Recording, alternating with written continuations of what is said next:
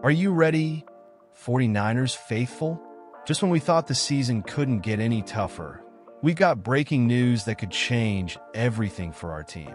A key player has been sidelined, and the ramifications could be huge for our playoff hopes. Stay tuned as we dive into the details of this unexpected turn of events, and don't forget to subscribe and like for all the latest updates on the San Francisco 49ers. As a passionate 49ers fan, it's tough to digest the recent game against the Buffalo Bills. We went into that matchup hoping to turn our season around, but instead, we witnessed a harsh reality. The Bills really dominated the field, taking advantage of our missteps and injuries.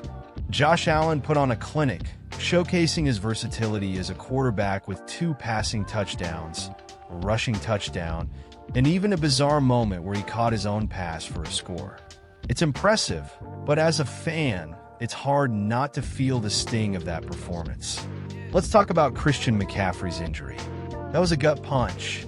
He went down with what's being reported as a posterior cruciate ligament injury, and that could potentially end his season.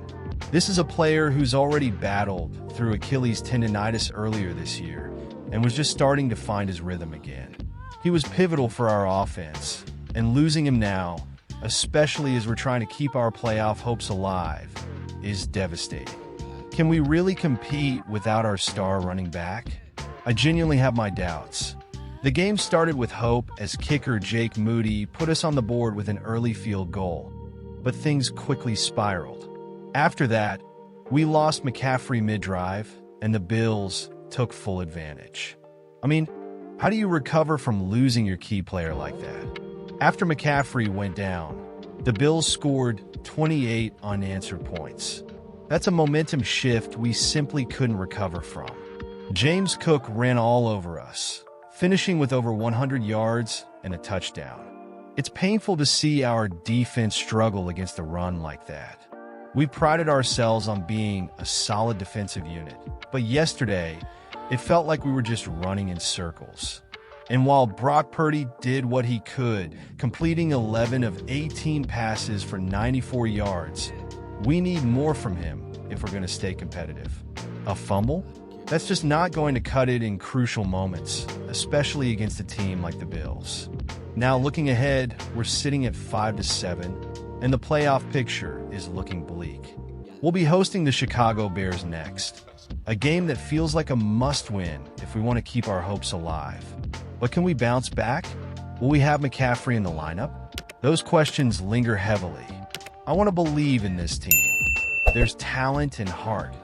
But the reality is that injuries and missed opportunities are piling up. And here's the kicker. These decisions and injuries directly impact our chances. Do we make a push for the playoffs or start thinking about next season? I'm torn. I want to support this team through thick and thin, but I also recognize that realistic conversations need to happen. What do you think? Was it the right decision to rely on McCaffrey so heavily, knowing his injury history? I'm honestly divided on this one. I want to hear from all of you. Are you optimistic about our next game, or do you share my concerns? What do you think about the future of this team? Let's talk about it in the comments below. Your thoughts matter, and they help us process this roller coaster of a season together. The San Francisco 49ers faced a tough loss against the Buffalo Bills, dropping their record to 5-7 after a disappointing 35-10 defeat. As a devoted fan and a passionate supporter of this team, I'm sure many of you are feeling the sting of this game. The Pro Football Focus has just released their player grades and snap counts, shedding light on who stepped up and who needs to bounce back. Let's start with the offensive side of the ball. Dominic Puni, the rookie right guard, delivered an impressive performance with a staggering grade of 89.3. That's a personal best for him, and it's great to see young talent rising to the occasion. Meanwhile, Ben Barch, our left guard, followed closely with a solid 78.4, and wide receiver Jalen Jennings put up a commendable 77.0. Christian McCaffrey, before his injury, managed a strong 76.9, showcasing his explosive ability. However, it's hard to overlook Brock Purdy, who struggled mightily with a grade of just 46.4. This was his lowest performance this season, and the first time he's failed to hit 100 passing yards in a game as a starter. You can feel the frustration in the air, can't you? On defense, Evan Anderson stood out with a fantastic grade of 83.1, leading the team in defensive performance. Khalil Davis also impressed with a score of 78.3 in only his second game with the team. We got some bright spots on the defensive line, which is a relief. But then we look at Charvarius Ward, who, despite his strong tackling grade of 80.2, ended the game with one of the lowest overall grades on the defense at 41.3. That inconsistency is concerning, especially as we head into the final stretch of the season. As for the players who need to step up, Kyle Juszczyk had a night to forget with a 29.6 grade, highlighted by a costly fumble near the goal line. Brock Purdy's struggles have been well documented, and George Kittle's performance at 50.5 didn't do much to help. It's tough to see our key players not performing at their best, especially when every game counts at this point. And let's not ignore the effort from Jordan Mason, who stepped in for McCaffrey and recorded his best snaps since Week 7. His performance with 78 rushing yards on 13 carries and a grade of 71.4 is a silver lining we can cling to. Moving on to the defense, I was particularly impressed with Evan Anderson. His ability to disrupt plays, combined with his 4 tackles, shows he's becoming a vital part of our defensive scheme.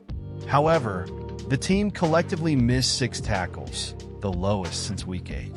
Tackling has been a significant issue for us, and it's something that needs immediate improvement. Now let's talk about snap counts. Purdy, Barch, and Kittle were all heavily involved with 48 snaps, but it's concerning to see a lack of production from such key players. On defense, Charvarius Ward led with 58 snaps, and yet the inconsistencies remain. As a fan, I can't help but wonder about the decisions being made. Are we doing enough to support Purdy and ensure he can thrive in tough conditions? Is it time to rethink our strategies moving forward? I'm genuinely torn on whether we should stick with him or explore other options. And you, what do you think? Are we on the right path? Or is it time for a shakeup? I want to hear your thoughts on this matter. Let's get a conversation going in the comments. Share your expectations, frustrations, and hopes. This is the time for us as fans to come together and discuss what we want for our 49ers. Don't forget to hit that like button, share this video, and subscribe to the channel so you won't miss any crucial updates. Make sure to activate the notification bell to stay in the loop with everything happening with our team. We're all in this together, and your engagement means the world. Let's keep the faith and push through this tough stretch.